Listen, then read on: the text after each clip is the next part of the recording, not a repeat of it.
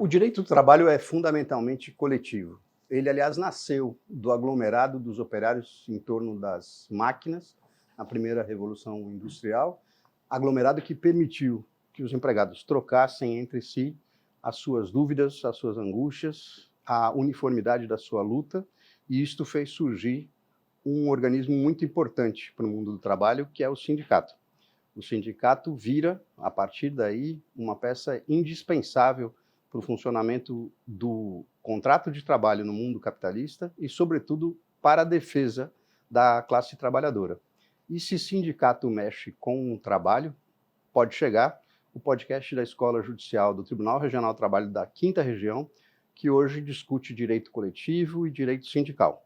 Para isso, tem a alegria de receber o professor Murilo Oliveira, que é juiz do trabalho na 5ª Região, professor da Universidade Federal da Bahia, mestre e doutor em Direito, e hoje auxilia a administração do tribunal junto à presidência do TRT5. Olá, Murilo, muito obrigado por sua disponibilidade. Para mim é um prazer estar aqui nesse podcast da escola, um projeto tão sonhado pela escola e agora concretizado. Muito bem. Que importância ocupa os sindicatos? Começamos do começo, no mundo capitalista. Eu quero crer que a instituição sindicato no capitalismo é um espaço de mediação frequente, né, de mediação no sentido de tentar equacionar as disputas entre capital e trabalho e, de alguma forma, tentar conquistar algum grau de civilidade nesse conflito, né, estrutural. Então, sem uma instância ou sem uma voz de comunicação, um canal de comunicação, essas disputas às vezes podem cair em situações muito gravosas ou dificultosas.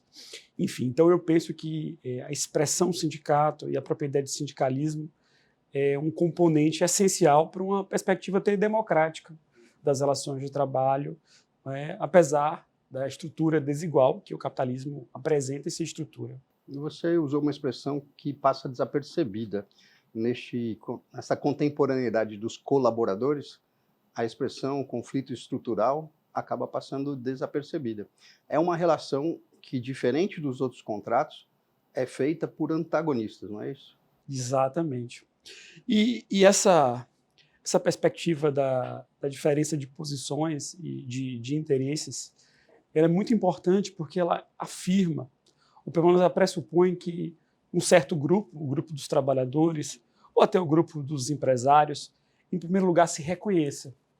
Toda a premissa de um sindicalismo pressupõe uma ideia de reconhecimento enquanto grupo, enquanto classe, para, a partir do reconhecimento de que estão em conjunto com pessoas iguais, com os mesmos interesses, possam, conjuntamente, né, reivindicar e discutir. E, sobretudo isso, como você pontuou no início, Marcos, é que permitiu o surgimento do direito do trabalho. Do ponto de vista do mundo ocidental, né, o direito do trabalho é a expressão, é o resultado da ação política, da atuação sindical. No Brasil você tem algumas circunstâncias, enfim, mas também havia sindicalismo forte antes de Vargas aqui.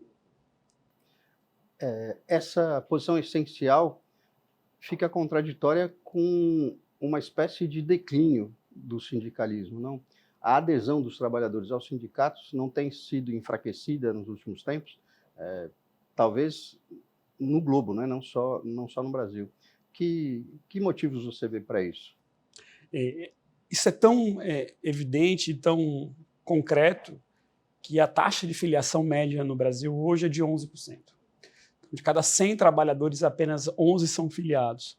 O que significa que, em geral, a população que trabalha, participar do sindicato como filiado não soa como uma condição interessante. Há muitas explicações para tentar indicar a crise de uma representação política sindical, mas, dentre essas, eu prefiro destacar uma, que é uma questão que tem a ver com uma filosofia ou uma forma de ver, uma subjetividade, que é, sobretudo, a ideia de neoliberalismo, né? A ideia de que a gente não tem tempo para essas outras coisas, de que usar o tempo que a gente tem deve ser usado para produzir mais e ganhar mais, e que eu estou em concorrência com os outros. Se eu estou em constante concorrência, e se eu preciso ser melhor que os outros, eu preciso, então, não vou dar atenção a um espaço onde os outros estão juntos. Embora se diga isso, sobretudo no caso dos entregadores, que é o tema que eu estudo um pouquinho, a gente encontre situações concretas que corroem essa expressão. Muito se diz que o neoliberalismo é uma das principais razões para enfraquecer o sindicato. Mas vejam, quando um motoboy se acidenta e ele para na rua, instantaneamente, um conjunto de pessoas desconhecidas para e fica ao seu redor dando proteção. Na mais pura expressão da ação sindical. Porque é reconhecer-se como igual, reconhecer-se como integrante daquela condição de vida e que saber que só juntos podem ter algum grau de proteção ou de civilidade ou respeito. Então, muito embora haja essa grande contradição, um discurso que preza o eu, o indivíduo, mas também há práticas que, pela vida em comum, pela vida de companheiros, no sentido daqueles que comungam e que sofrem das mesmas vicissitudes do seu trabalho, eles, nessas circunstâncias, se reconhecem como pares e percebem que juntos podem tentar melhorar a sua situação. Só juntos. Só juntos. Só juntos conseguem. Interessante que essa categoria não é uma categoria de empregados, essencialmente ou originalmente. A gente pode ter, então, sindicatos de não empregados. Sim, mas o curioso é que no caso dos entregadores de moto, eles eram empregados. Se a gente olhar para 20 anos atrás, vamos perceber que esses entregadores que entregavam pizzas, eles eram carteira assinada. Às vezes da pizzaria, às vezes da farmácia, ou até de empresas de entrega. E o que é curioso é que esses aplicativos, essas empresas, plataformas, elas tomaram esse mercado e mudaram a afeição, o modo de trabalhar. Mas eles lembram os mais antigos, que eles eram empregados. Né? Mas independente disso, se é empregado, se é autônomo, se é avulso, se é eventual, né? O modelo sindical brasileiro e aquele positivado na lei, né, sempre estabeleceu a previsão, desde 1943, de que os sindicatos alcançam trabalhadores autônomos. É claro que todo o sistema sindical, sobretudo a partir da ideia da simetria, de enquadramento, enfim, pressupõe uma categoria empresarial, uma categoria econômica, e o seu correlato, sindicatos de empregados. Mas há, sim, exceções de sindicatos de trabalhadores autônomos. Aqui em Salvador, Fava, a gente tem um sindicato que a gente vê quase todos os dias na rua, mas a gente não reconhece como trabalhador autônomo. Quer dizer, a gente não consegue ter essa ênfase nessa leitura, que é o Sindiguarda. Então, quem roda, estaciona um carro pela cidade, vê o sujeito com um coletezinho azul, está lá Sindiguarda. Então, são sindicatos dos guardadores de carro na rua, que pagam uma taxa ao município, enfim, que são filiados ao sindicato. E, como eles não têm um empregador, o principal sujeito passivo das reclamações desse sindicato é o poder público. Então, é curioso que os sindicatos de trabalhadores autônomos normalmente se afirmam para o enfrentamento ou o conflito, digamos assim, com entes públicos, porque de alguma forma eles conseguem fazer a regulação da atividade. É interessante. A categoria econômica substituída pelo ente público, então. E como a gente faz com as domésticas e os domésticos, né? A convenção adotada recentemente fala em proteção sindical. No matiz da CLT, sempre opositor entre categoria econômica e categoria profissional. Como é que a gente vai enxergar isso? Quem é a categoria econômica? Isso é um debate muito, muito polêmico. Aqui na Bahia, ao que eu sei, não temos um sindicato patronal, embora em São Paulo haja, né? Mas aqui nós temos um sindicato dos trabalhadores e trabalhadoras domésticas, que tem uma luta muito antiga e muito forte de, em primeiro lugar, dar orientações à classe, fazer as antigas rescisões, preparar os cálculos e até mais recentemente de pleitear e conseguir um conjunto habitacional. Né? O governo até fez isso, o governo do estado fez um conjunto habitacional só para as empregadas domésticas, enfim. Mas, do ponto de vista cultural, jurídico, há uma dificuldade para se entender que os empregadores domésticos não exercem uma atividade econômica e, portanto, não poderiam estar sujeitos ao modelo sindical. Com muita vênia, eu não concordo com isso, porque a gente pode ter, independente de se ter lucro ou não, a gente pode ter modelos sindicais, sobretudo se a gente tem como prisma a ideia de liberdade sindical, de liberdade coletiva. Eu posso me organizar, né, enquanto meus interesses de empregador doméstico, junto com outros, e constituir uma associação e até fazer a defesa da categoria dentro das regras sindicais postas. Então, me parece que a convenção que foi recentemente ratificada, né, pelo Brasil, sancionada, é importante, mas não vai superar um problema que é cultural. E aqui me permita fazer essa ênfase. Me parece que o principal problema do direito coletivo sindical é um problema de cultura jurídica. Por que um problema de cultura jurídica?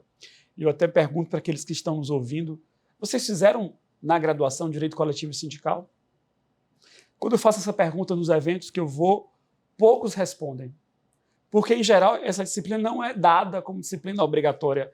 Ela, às vezes, é opcional, às vezes ela é um curso lá de complementação residual, o que é contraditório e oposto ao que a gente começou falando aqui. Já que se essa disciplina é fundante, tem uma prioridade, inclusive, política sobre o direito individual, por que ter tão pouco espaço nas grades das faculdades de direito? Porque também explica uma expressão de não dar valor a isso. Eu acho, inclusive, me permita essa crítica enfática, há tanto problema de falta de promoção da cultura do direito coletivo e sindical que o Exame Nacional, que agora é obrigatório para toda a magistratura, inclusive trabalhista, silencia sobre o tema sindical. E vejam, um juiz estadual, um juiz federal e o juiz do trabalho necessariamente vão apreciar demandas entre sindicatos versus sindicatos, vão apreciar demandas de sindicatos versus representados com a contribuição sindical e outras coisas mais. Por quê? Porque, segundo o STF, com muita vênia e no exercício da minha licença acadêmica, que me permite fazer críticas às decisões críticas acadêmicas, às decisões judiciais, o STF, infelizmente, interpretou o artigo 114, salvo engano, o 4º, conjugado com o 1º, só que eles estão em lugares diferentes, não tem nenhuma correlação. Então, com muita vênia, eu acho estranho um juiz estadual, ao julgar um conflito de representação sindical, estudar enquadramento sindical pela CLT. E o juiz federal a mesma coisa. Então, já que o direito coletivo e sindical supera e transpõe o campo da relação de emprego, ele devia, no mínimo, ser cobrado no Exame Nacional da Magistratura. Mas não há, infelizmente, a despeito da intensidade e da importância do artigo 8º, né, do potencial disruptivo, para usar uma linguagem tecnológica, do artigo 9º, né, e do grande desconhecido artigo 11 da Constituição. Que é? Que é a representação dos trabalhadores na empresa. Né? Está lá enfeitando a Constituição há 36 anos sem efetividade. Exatamente. Não? Com a reforma, ele foi, de certa forma, a reforma trabalhista, ele foi, de certa forma, regulado, mas de modo estranho, porque se criou uma representação paralela, quase que antissindical. É muito curioso que se cria, né, um espaço onde o trabalhador elege um representante, mas que o sindicato não pode participar disso. Ou seja, a lei traz consigo mais um preconceito contra o sindicato, né, o que me parece totalmente desarrazoado, no mínimo inconstitucional, né, porque já que é liberdade sindical, a lei não deve nem favorecer, nem proibir ou impedir o sindicato. O que mais fez a reforma de ruim contra o sistema sindical brasileiro, na sua opinião? A reforma foi, digamos assim, um vendaval sobre uma casa que já estava em escombros. Por que eu acho que o direito sindical já estava em escombros antes da reforma? Porque a gente não conseguia entender ou não consegue entender bem o que foi e o que não foi recepcionado pela Constituição de 88. A gente tem um sistema sindical lá do 511 até o 625 da CLT, muito amarrado, muito engessado, que diz, por exemplo, que o sindicato tem que dar dentista para o seu associado, que diz que o Ministério Público vai participar da eleição sindical. E aí você vem uma Constituição e diz, olha, não, o sindicato é livre, não tem interferência, não tem intervenção. Mas como é que se faz o controle da unicidade sindical sem fazer, do ponto de vista concreto, material, uma intervenção? Então já vi uma grande confusão. Né? Uma grande confusão que, do ponto de vista financeiro em específico, estimulava o quê? Estimulava a antissindicalidade. Porque antes da reforma, o associado ele pagava 4 tipos de contribuição sindical.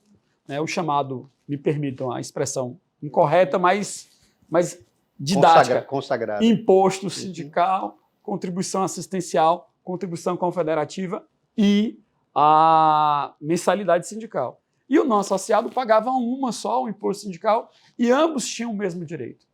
Logo, do ponto de vista econômico, era tolice ser filiado ao sindicato, porque você tem os mesmos direitos e só paga uma coisa. E aí vem a reforma, essa casa, digamos assim, metade destelhada, com a janela trancada, mas a porta escancarada. Essa casa agora veio um tsunami, ou um vendaval, ou um alagamento, enfim. Por quê? Porque a reforma diz, olha, o sindicato agora tem mais poder do que antes, tem um poder tão grande que esse poder supera e sucumbe à lei. Então, a partir de 2017, os sindicatos podem negociar para tirar os direitos que estão na lei. Então, deu mais poder em fortalecer os sindicatos no sentido, né, antagônico, porque ele fala assim, eu te fortaleço para te prejudicar. É uma coisa meio estranha, né? Mas o discurso era esse, eu vou te fortalecer para você poder tirar os direitos. Mas, simultaneamente, aquela única contribuição que o não filiado ele pagava virou facultativa. Então, ela reforçou, enfraqueceu financeiramente os sindicatos, mas deu mais poderes. Tem um dado, se não estiver enganado, do DIEESE, que mostra que houve uma perda de 90% das receitas sindicais. Foi tão assim, absurdo e tão crônico isso, que ano passado o STF, né, um caso muito curioso, nos embargos de declaração, né, do tema, não me recordo, 900 alguma coisa, mudou a opinião de forma muito... em 2 parágrafos. Eu acho fantástico. Olha, já que o sindicato tem mais poderes e que a negociação coletiva é tudo para a jurisprudência do STF, o sindicato pode cobrar do não associado, tá bom? A contribuição assistencial, desde que assegure a este trabalhador direito de oposição. O curioso é que o ministro relator, me parece que foi o Barroso, ele disse que essa oposição tinha que ser exercida em assembleia. Então, o sujeito tem que ir na assembleia falar o seguinte para os seus pares. Olá, meus companheiros de vida, de trabalho, de interesse. Estou muito feliz em estar com vocês, apoio muito esse movimento coletivo, espero gozar dos resultados, né, do nosso reajuste, do nosso aumento do salário maternidade, mas eu não quero pagar essa conta. Essa conta é só de vocês. É a instituição do caroneiro, ou a perspectiva, e aí vai uma crítica mais ácida à doutrina sindical brasileira, que há uma ênfase assim, desmedida na perspectiva individual da liberdade sindical. E o nosso sistema é um sistema em escombros, em ruínas, porque perdura a unicidade. Então o sujeito ele é livre apenas para se beneficiar da atuação sindical, e ele tem a liberdade de enfraquecer economicamente seu sindicato. Então, essa é uma liberdade a máxima expressão da individualidade, né? Do individualismo patrimonial, diga-se de passagem, mas que, do ponto de vista da dimensão da parte política, é o enfraquecimento da categoria, que mostra que, não obstante a categoria possa, através do seu canal próprio, dizer assim, nós precisamos fazer a greve. Porque esse mesmo sujeito que não quer pagar, fala assim, eu não vou fazer a greve. Mas então, que coisa curiosa. O sujeito não quer fazer a greve, é o direito dele, não quer pagar, é o direito dele. Mas ele vai ter direitos a ter os benefícios?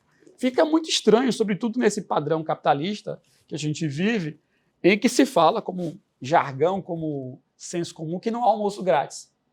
Mas esse individualismo permite e referenda juridicamente, né, segundo as decisões TST, STF, que continue havendo almoço grátis. Porque esse não filiado quer, digamos assim, se deleitar com o almoço feito pelo sindicato e chega no final da conta e fala assim, não paga essa conta. Garanto que ninguém faria isso no bar, né? Você foi lá, você almoça com todo mundo, você diz, eu não vou pagar a conta pelo meu individualismo. Então, há algo de errado. Sim. Isso me impõe dizer que a gente precisa, com certa urgência, de refazer o modelo sindical brasileiro. Já vemos esse refazimento. O Supremo está empurrando a gente a acreditar que o recurso de embargo de declaração é importante, né?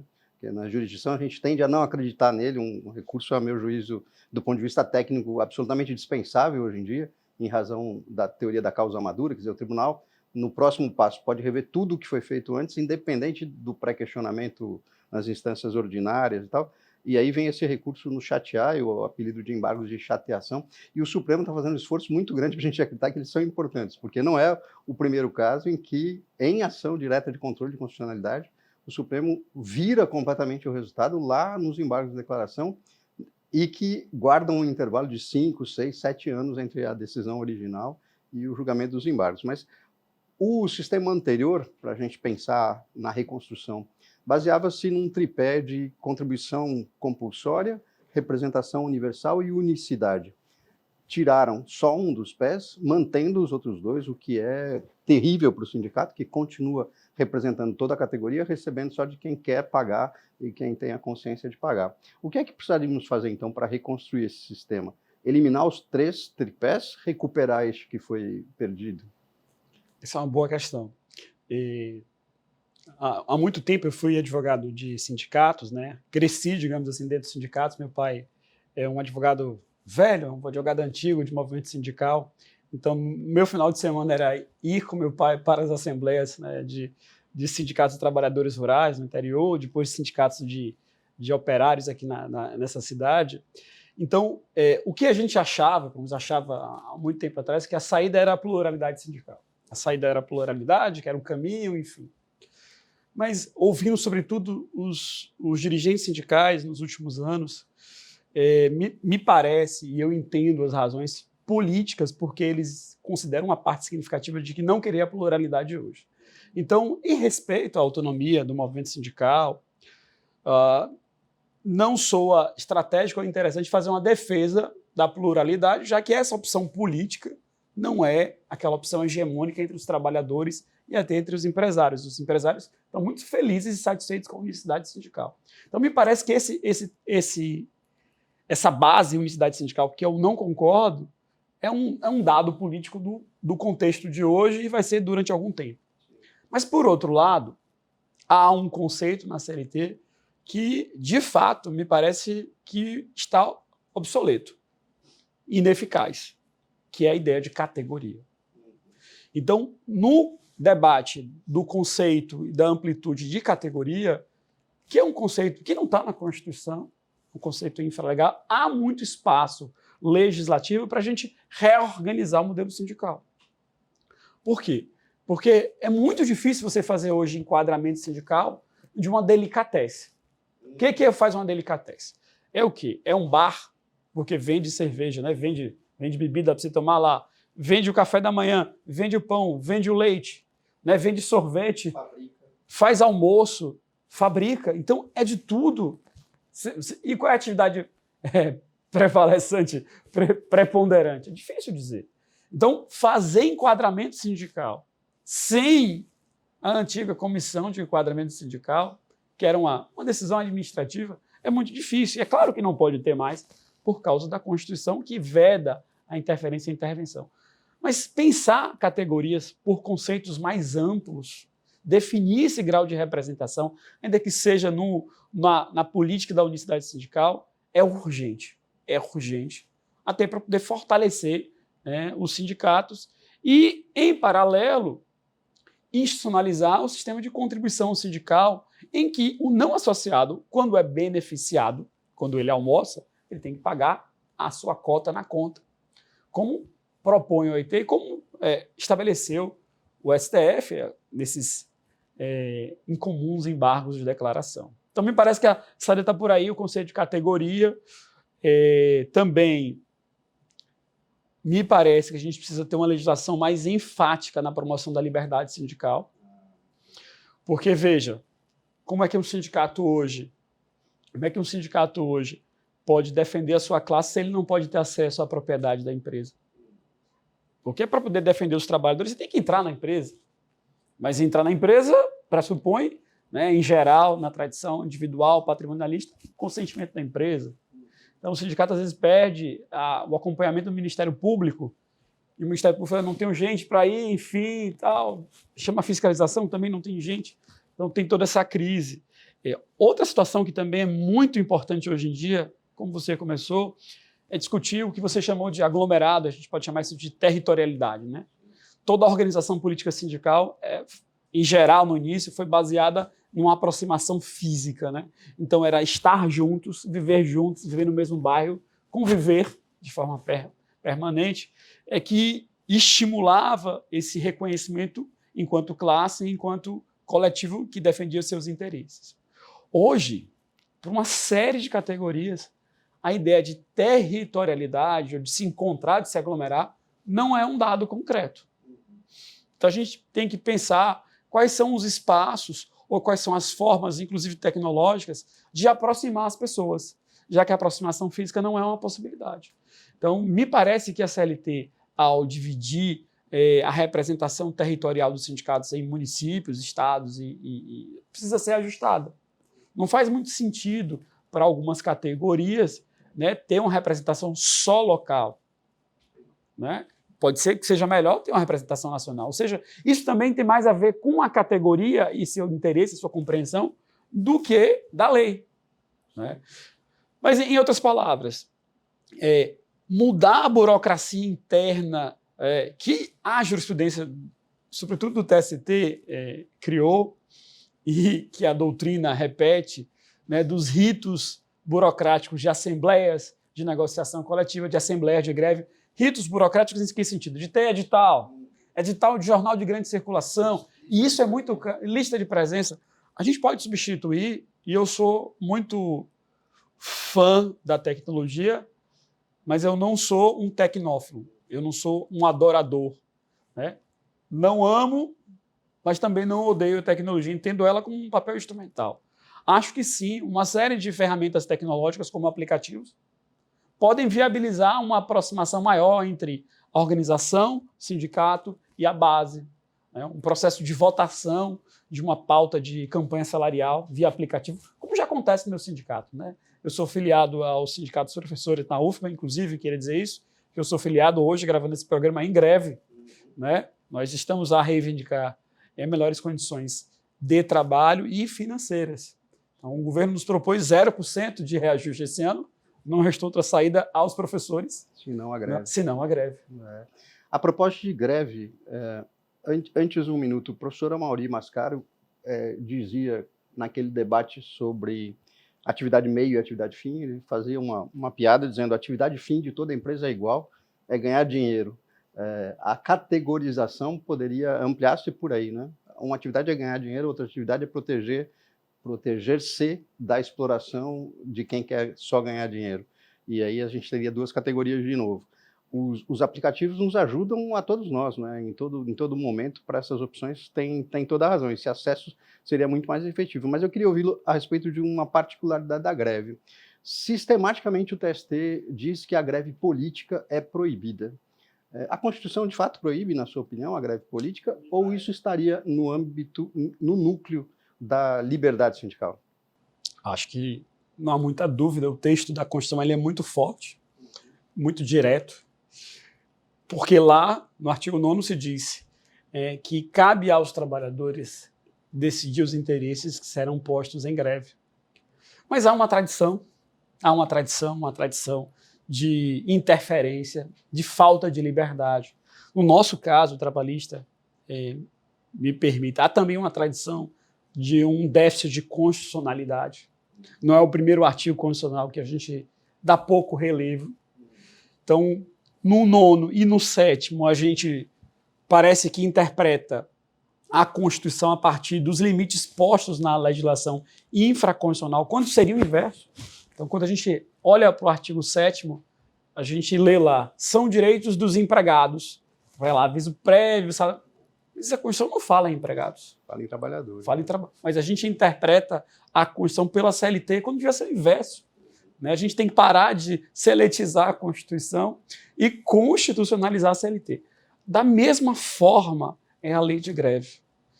Vejam que interessante. A lei de greve é o exemplo dessa seletividade política do mundo do trabalho. Se eu não estiver enganado, foi a primeira lei trabalhista que regulamentou algum direito previsto na Constituição, algum direito trabalhista. Salvo engano, foram 8 ou 9 meses, ou seja, o legislador, ao fazer a lei de greve, a 7783, ele fez às pressas, com a vontade. Por que ele não fez isso com os outros direitos? Mas tudo bem. E lá estabeleceu todo um rito burocrático, né, de ter que dar aviso prévio. É importante em alguns casos ter aviso, mas em outros casos não é possível dar aviso prévio. Por uma greve ambiental, por exemplo. Né? Até o TST tem mudado, né, tem reconhecido que nesses casos mais gravosos você não precisa seguir um aviso, não precisa fazer uma assembleia tão grande, enfim. Mas sim, essa questão da greve política é sobretudo uma expressão da ideologia política dos julgadores, que politicamente escolhem não dar expressão literal que a Constituição deu. E dizem com um argumento que pode parecer convincente, mas não é. Qual é o argumento? Dizem, ora, o empregador nada pode fazer contra uma greve política. Mas a greve e o próprio direito coletivo sindical é, sobretudo, uma expressão política. A base do sindicalismo é o direito de liberdade política. Não à toa que se fala que o direito, que um país ele é democrático se ele tiver liberdade sindical. É um dos bons indicadores de uma democracia no país, é a efetiva liberdade da organização e atuação dos trabalhadores sindicalizados em suas instituições sindicais. Então, veja, os trabalhadores podem politicamente e devem até fazerem greves políticas. Imagina uma lei que vai acabar com direitos trabalhistas, como foi a reforma trabalhista. Será que o trabalhador não tem um interesse político óbvio de se manifestar? Ah, mas o empregador também não pode fazer nada. Tudo bem, mas ele também tem essa liberdade política de fazer essa manifestação. E aí, por correlação, nesse caso da greve política, me parece que a saída é a que está na lei. O trabalhador pode fazer como ele quiser, agora ele não vai ter esse dia remunerado. Simples. O empregador também não precisa pagar, né, nesse aspecto. Né? Mas que país é um país que o direito de agir politicamente do interesse que é típico do seu, ele é interpretado para ser restringido, para ser restrito. É um país que ainda precisa desenvolver a sua cultura de liberdade política, de liberdade sindical coletiva, porque a individual já é muito bem desenvolvida ou exagerada. Exatamente. Muito obrigado, professor. Minha solidariedade aos grevistas e que o movimento surta um efeito necessário de recuperação da universidade e do papel importante que a universidade ocupa. Obrigado, o prazer foi meu. Parabéns à escola. Este foi o Pode Chegar, podcast da Escola Judicial do TRT da 5ª Região Bahia, num episódio sobre direito sindical e coletivo. Até o próximo.